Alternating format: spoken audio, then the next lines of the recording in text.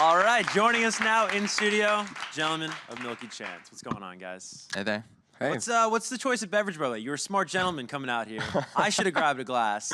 Yeah, sure. I mean, I'm just a little bit nervous. Just Yeah, have set in the a mood early. I like whiskey. it, though. It's a nice, relaxed chat here before a show in New York City. How about that?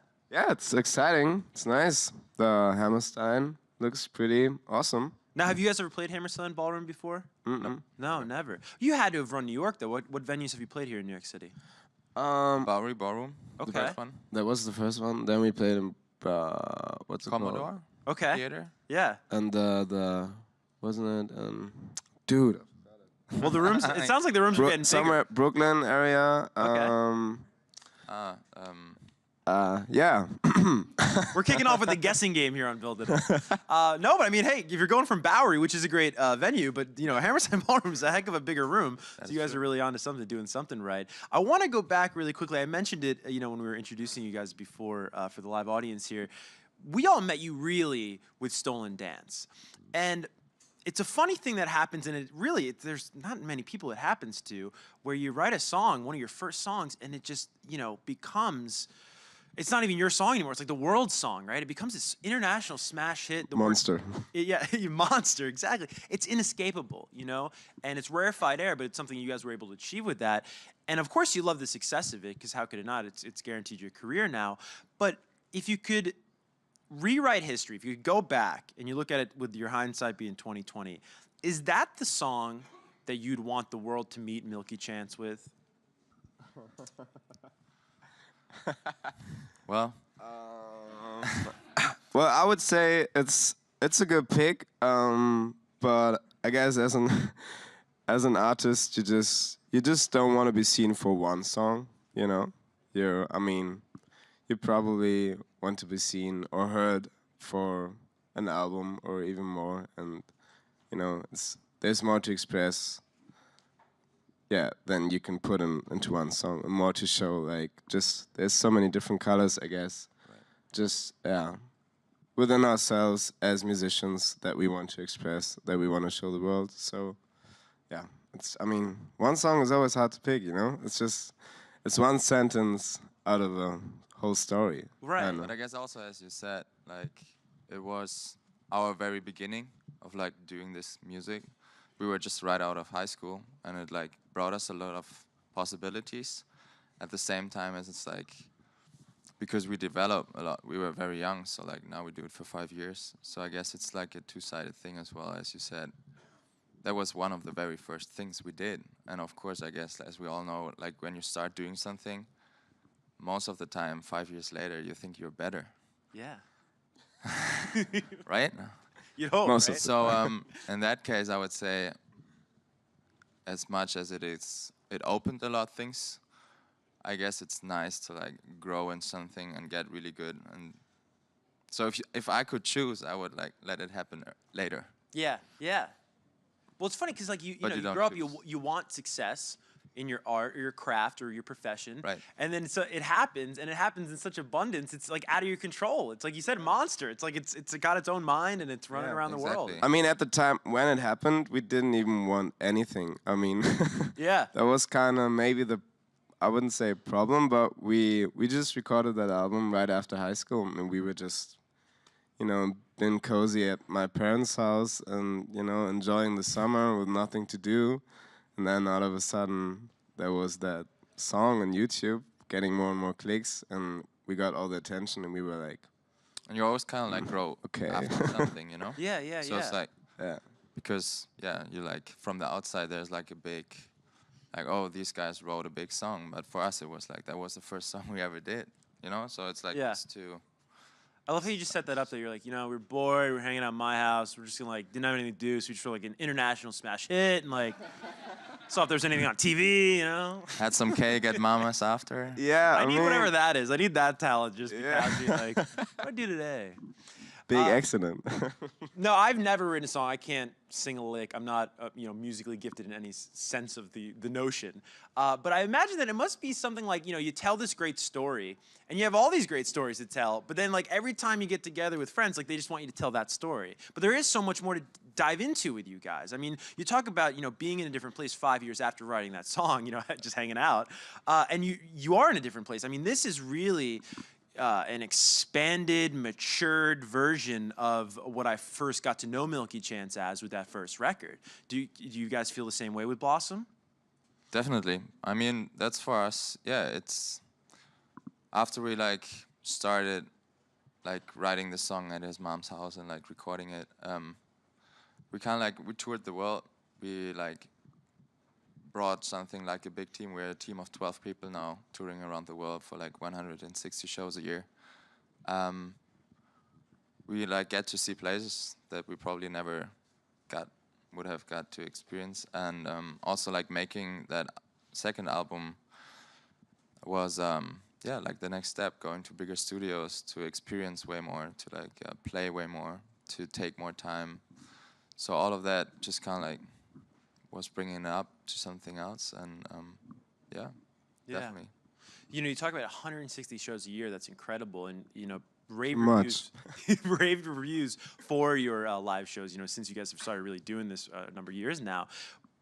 Where are you guys happiest? Like, would you guys? It's always the back and forth, right? Of in the studio, you got to make records to tour, but then also a lot of people love the live element. Where's your happy place? Is it 50-50, or where does it lean?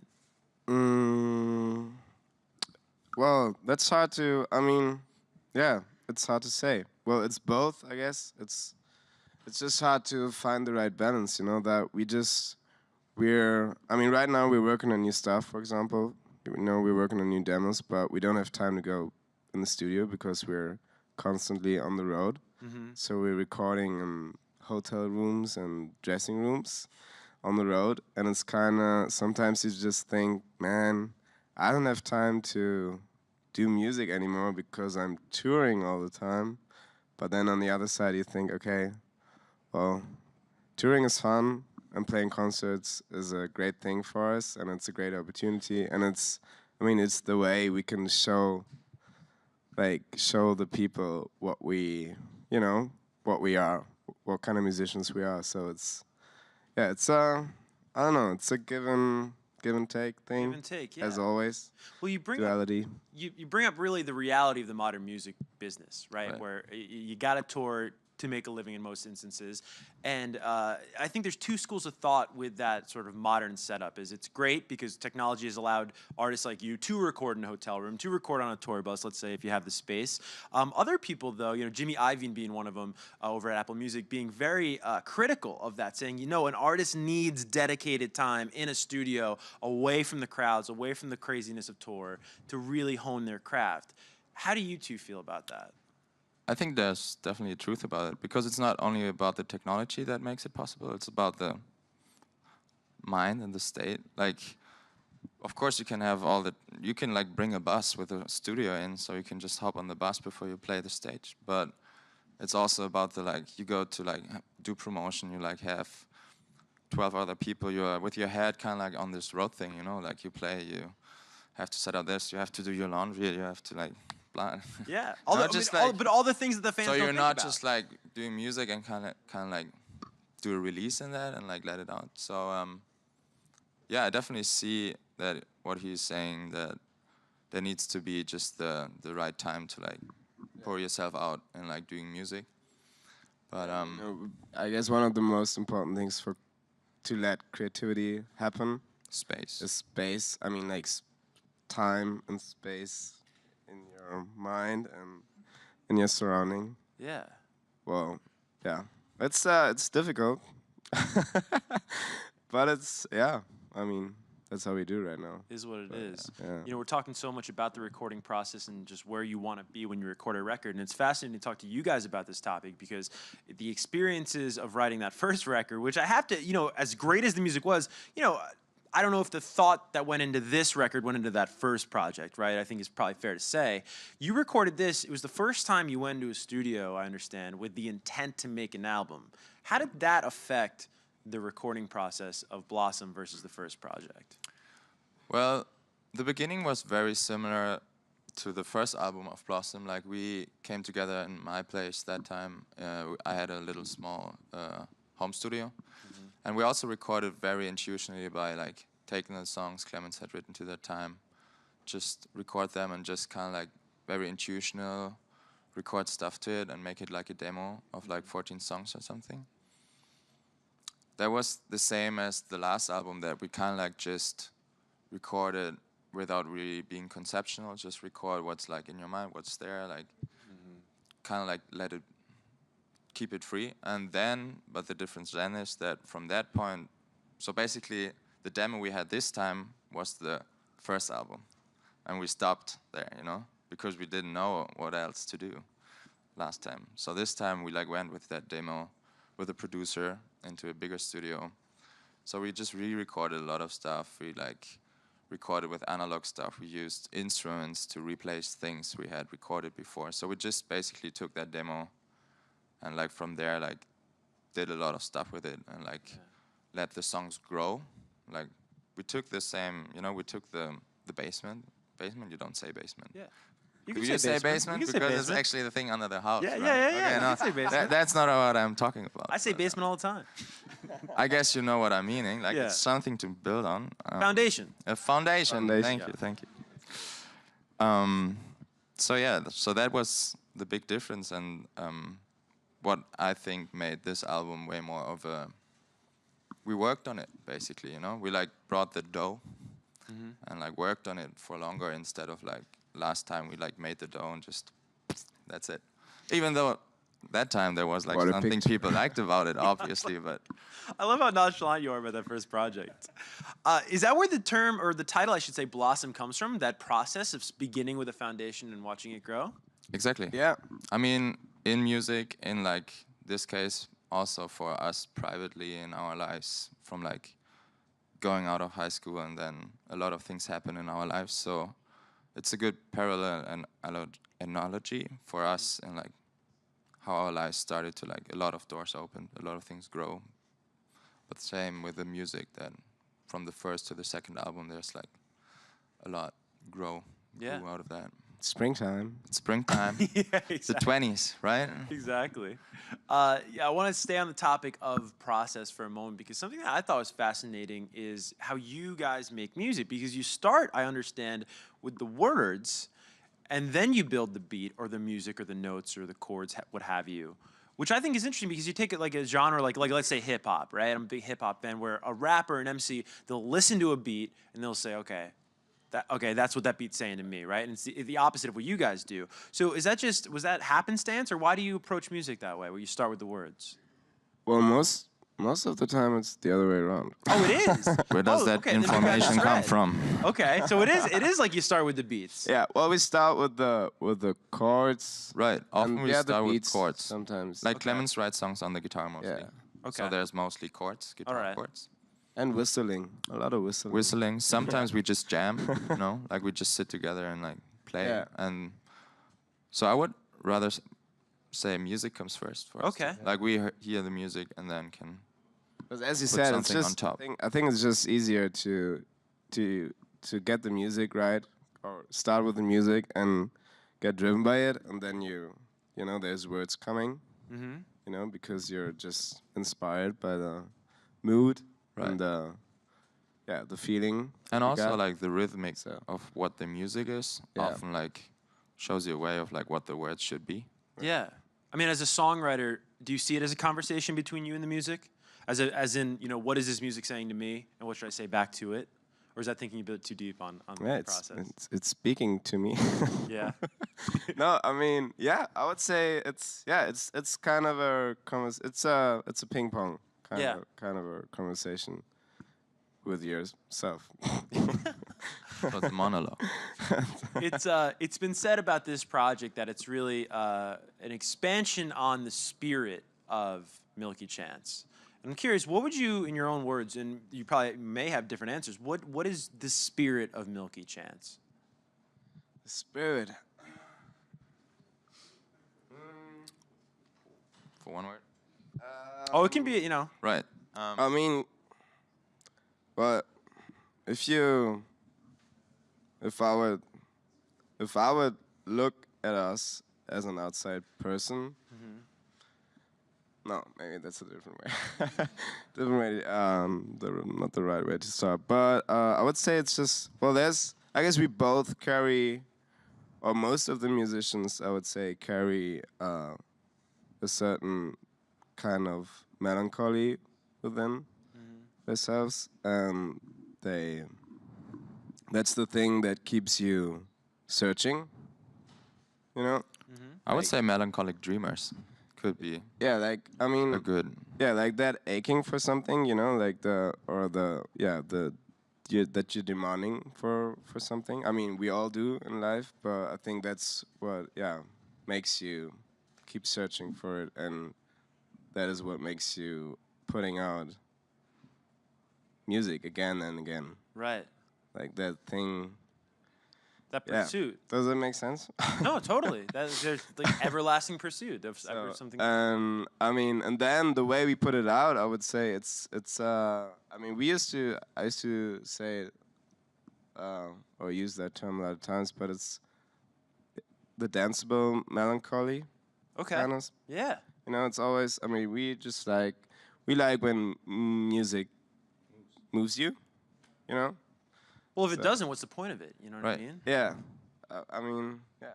It's just, Exactly. it's rhythmic and danceable, but there's a lot of stuff Yeah. behind that as well. I would say. I was reading somebody say that your sound is not common. I think the sentiment was it's not rare in Germany. It just doesn't exist in your home of Germany. So if it doesn't exist, the sound, where does the sound come from? Like, where did you guys draw inspiration from? If it wasn't from, you know, your scene or your community. Well, it definitely comes, and that's what we often talk about. Like, I think our generation, especially, like, we are kind of like in between the old and the new music, because, like, when I look at the young kids coming after us, they're very in the electronic music. They hear a lot, you know, EDM gets big and all that. So like we listen to a lot of tunes from our parents, like jazz, blues. We were on a music high school where we were in a choir orchestra. We kind of like get all the past music, and it was still like a big influence, and we loved it. At the same time as we grew up being in this kind of like clubbing, house, techno scene, going out, dancing a lot. So this kind of like two worlds kind of crashed and melted together. I guess what the sound is that we do, of like loving the way of how tech or like dance music is put together in a rhythmic kind of way, but filled with like all kind of like soul music, reggae, like music that is just a little more gehaltvoll. I don't know. I don't know the word. If something is very rich, or something, you know. No, I know exactly what you're talking Okay. about. So if it's richer, then like because techno music basically is not like soul music has something that there's substance there. Substance. Yes. Sorry for that That's bad English in the morning, but No, but it's what you guys have done, and I think what you're touching on there is you took the best of both worlds, right? Right. What you learned in the foundation of what you've learned in school, going to that music high school, and then obviously Exactly. incorporating today's sounds. I am a geek or a nerd for album artwork. Can we talk about the inspiration behind what we see here? Sure. So our best friend, which is in our like closest team working and stuff. Well, we talked about. We started talking with him about an idea for an album cover, and he.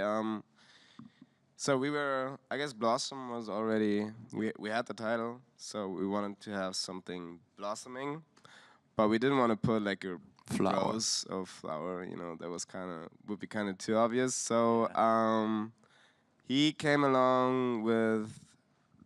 a scientist Like who he, put it together like scientists who mixed up chemicals under a microscope, and did. and when you looked at them, they kind of like gave this. Wait, you know that's how that right there? No, No, not that. that's, But you know how but you that- put those things under a microscope. Yeah, like in science class back in the day. Right. Science So class. like when those two Need to- things melted together. It's Yeah. like started. And that's to that right That's the there. reaction, and he took the photos, and then we saw this, and it was kind of, you know, within that globe. It's a beautiful It was picture. kind of, there was always something. I mean, there's two things melting. things melting, and there's something new blossoming out of it. So and then we started working with that artist together, Samuel Bergeson from London. Okay. And we talked about him with that idea and the inspiration, and then he started making Those globes. those globes, kind of picturing that reaction. It's awesome. Yeah. We're gonna get, you got a bunch of fans here. We're gonna get to the studio questions in just a second, but I do want to talk about tour. We kind of started our discussion talking about tour. You're halfway through it right now. You started in Anaheim. You're gonna play Hammerstein Ballroom tonight in Manhattan. How's tour been going, and what can we look forward to the rest of the way? It's good. It's really good. It's getting colder. Yeah. But it's nice. We had a lot of great shows. A lot of people coming. Great cities. We have great cities. I wish we could have the twice of the amount of time and stay in the city. Like we went to New Yeah. Orleans first time. Oh, really? That was a really Never cool been. town. It's a really Very good cool town. town. We've been to Yeah. Nashville, Yeah. New York, Atlanta. So just cool cities. Right on. And good concerts. Yeah. And where, for our friends watching at home right now, where is the best place to check out tour dates, tickets, that kind of thing? Our website is milkychance.net/life. Nice. I guess. Live Yeah, for the tour /life. dates. Well. All right, right on. Cool. And I mean on Facebook Yeah, as of well. course, right? You know, if you watch the header. Yeah. I'm I so think proud there's you always- can say that. It's It's come so far. You really blossomed with Where it. do you find tickets? That's the whiskey. Da-da-da-da-da. On that note, let's get to some audience questions. Where will the first one come from? Hey guys, there. I was wondering, growing up, like what artists did you guys look up to, or like any musicians that inspired you guys? Growing up. Growing up, well, I listened to a lot of John Frusciante when I was 12, so his solo stuff very inspired me a lot. Are you a Peppers fan too, or just John's solo stuff? I definitely loved the Peppers too, but I was more on John Frusciante's solo stuff, just because I loved how his recordings are very raw, and like especially on his older ones before Curtains, he like experimented a lot of like panning, like very simple stuff. Like he panned a lot, very crazy, but this nerdy stuff maybe. But it's good. You should check it out. We both listened to a lot of Bob Marley. I mean, probably Clemens more than I did. Ray Charles, Tallest Man on Earth, Ben Howard. Yeah, I mean all that stuff. all the classics, like I mean Jimi Hendrix, Right. stuff like that. But it has been always very wide. Exactly. I mean, it has never been like, even at the age of 14, I wasn't like the guy who was into one band, idolizing one, like, they're the best and there's nothing besides them.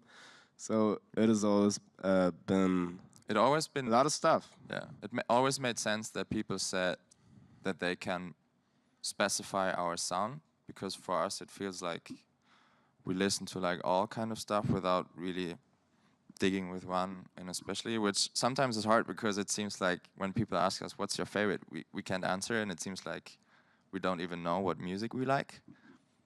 But it's just, yeah, I mean, that's sometimes what it feels like. But I guess we just love music in general, and because we also, as I said, we were in a choir, so you should check out Ladysmith Black Mambazo. There's even oh Never yeah, heard of them? that's sweet stuff. It's beautiful music. There's even a video existing on YouTube, us singing in a choir. Yeah. I can, just a friend of mine. Like told the us.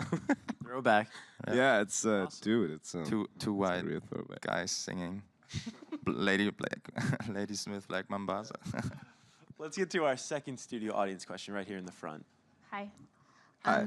There are so many songs that you guys have written that have inspired me personally, like Flash Chunk Mind, Sweet Sun, Stunner. Also on the new album, like Ego, Cocoon. There's so many, and like I feel like a lot of that music got me through like a really hard time. And I feel like I wanted to know, what are some things that will trigger you or like motivate you to begin writing or creating? Thank you. Thank you. First time. Right. That's beautiful. Yeah, well, I would say it can be a lot of different. I mean, you can find yourself in a lot of different situations. For example, Cocoon. I started writing Cocoon when I was very kind of stressed out, you know. um, so I mean that can trigger you. So just situations where you're very emotionally. So but also I mean if you're kind of relaxed, I mean yeah, it can be. I guess it's the ones that move you, you know? Yeah, Like it can. from the very low top to the very high of like what you experience life. I mean, yeah, from like falling in love, got heartbroken, experienced the birth of your child to all that stuff that is the lows and highs in your life, and that touches you a lot, and just Yeah. But I guess it's those kind of moments, you know, the moments that touch you. I would say. we actually just wrote a song from a girl who wrote about losing her sister. Yeah. And she wrote a story about it. And she wrote that one song, that one sentence that is, if love could have saved you, you would have lived forever. So that's just, you know, those things keep you, love. Eventually love keeps you moving. Awesome. All right, we have time for one final question from our studio audience. Hello, guys. I wanted to know, when you're writing music, how do you know when a song is complete and ready to record? That's a good question. I don't think we know. There's just a date, and then we're like, okay, we have to give it. Yeah, it's hard. That's hard to do. I mean, I wouldn't say. Well, there's a moment when you feel like, yeah, the song is, yeah, it's written, it's ready to record. But even when you start recording, and when you start working on a song for almost every day, I don't know, for 2 weeks, you just get into it so deep, then it's kind of hard sometimes to yeah, get out of it and have a look on it, you know? It's kind of, you're in the picture, so you can't see it anymore. Yeah, but I'm also I'm Yeah, a big believer of that. A good song, you already know a song is good when it works without anything. So like when you play it on a guitar and sing it, and it feels really good, then it's kind of like done in a way. And then production-wise, we both and like are big fans and believer of simplicity, of like keeping it simple. So I guess in a way of like what he just said, when you're like working on it and you're like just so in it and love to put ideas out, it's just about the time where you like, when you met on this kind of moment where you're all like, it's done. And you should take that moment, because a second after you're gonna be like, okay, let's try this and let's try this. I mean, so we always try to do as less as possible, kind of. Yeah. You guys believe less is more? Often. Yeah. Yeah, exactly. You got to remind yourself, but yeah. No, mostly, yeah. Totally. That's a great question. Thank you very much. Yeah. Well, we're out of time, guys, but I want to wish you the best of luck tonight at Hammerstein. Thank you very much. We really appreciate you stopping by Build here. Thanks for having us. Fun chat. Thank you, If guys. you want to check out Milky Chance live on the road, you can head to their social media for tickets and tour dates. And also Blossom, of course, is out and available everywhere. Thanks for watching.